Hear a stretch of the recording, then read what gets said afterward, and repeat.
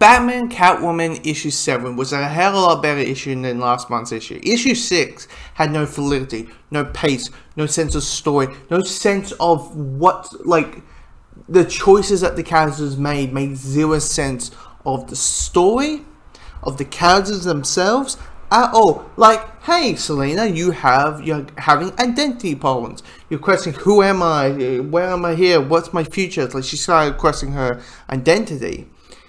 And she invites one of her past Rose Gallery friends. So your head's thinking Poison Ivy, Harley Quinn, many. She could invite Man Battle we play no, right? And it would make sense. The one character that didn't make sense was Mr. J himself. Oh, it didn't make any fucking sense whatsoever. Like, seriously. I could rant about that choice for hours. But we're talking about issue 7. And issue 7 is better. There is a validity between the 3 timelines. There is a sense of validity of story. Characters do make sense, even though there's 3 timelines or 3 situations that happens in this issue, and 2 out of the 3 are basically the cycle repeat, but in different situations.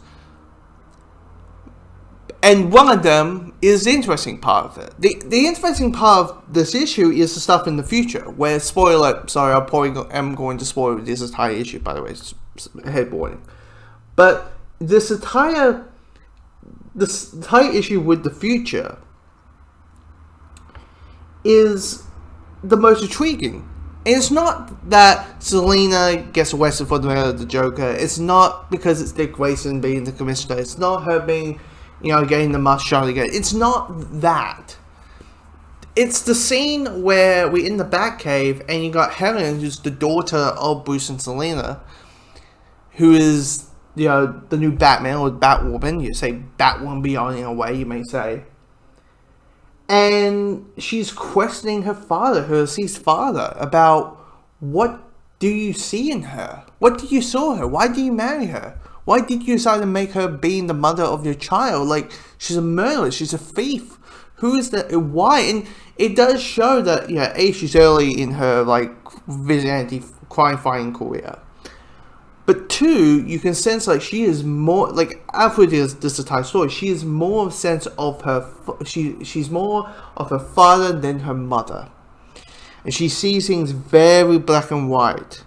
That you are a criminal or you're not. There's no grey area whatsoever. And I think she's having that identity crisis. I think she's going to have that identity crisis where she's getting forced to see the grey. And for me, that felt a very interesting part, a very intriguing part in the sense of the story. Now, with the other 2 storylines, it's the same shit. It's the same stuff in different situations. It is Batman and Catwoman had sex, and we're seeing the scene after they climax. You have a scene of them talking, of them saying, oh, this is, the Joker's here, or you want to hear a joke that the Joker's told us, and it's like, oh, it's a back signal, this is the last time we'll do it. No, it isn't. The end, and that's the end of the scene. And then you got the other scene of Bruce wakes up in a bank vault, because they had sex in a bank vault, and for shits and giggles, Catwoman Selena decided to call the police, put the alarm on, the SWAT is coming over, and Bruce is naked, probably with no suit on whatsoever, and so he has no choice but to beat up the SWAT team. And I'm like, what's the purpose of this scene?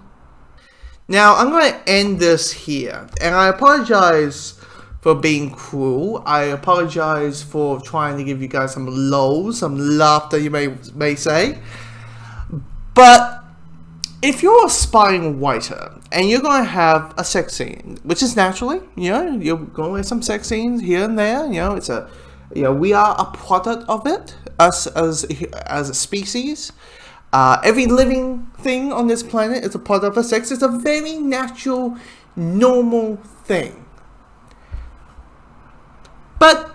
And naturally, you're going to have some music. You're going to have some songs playing in the background while said scene is happening. And it being a comic, you're going to read the lyrics while you're looking at those images. But maybe don't. Maybe just don't. Choose the song, "Oh Come All Thee Faithful," because you're going to have smucks like me who have the maturity of a 12-year-old smickering while you're seeing Bruce Wayne on top of Selena fucking Kyle, thrusting her like it's the pandemic because his name is Batman, and all that. And having her having the orgasm, oh my god, it's so good. Her hand touching the pillow. Maybe don't have that scene while having lyrics that says, "Come behold him, born the King of Angels. Oh, let's adore him. Oh, come, let's adore him. Oh, come, let us adore him.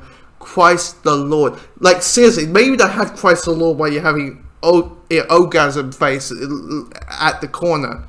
Because in my head, I'm thinking her saying, "Oh, Christ the Lord." Like, that's what my brain went. Once again, eternity, what is that?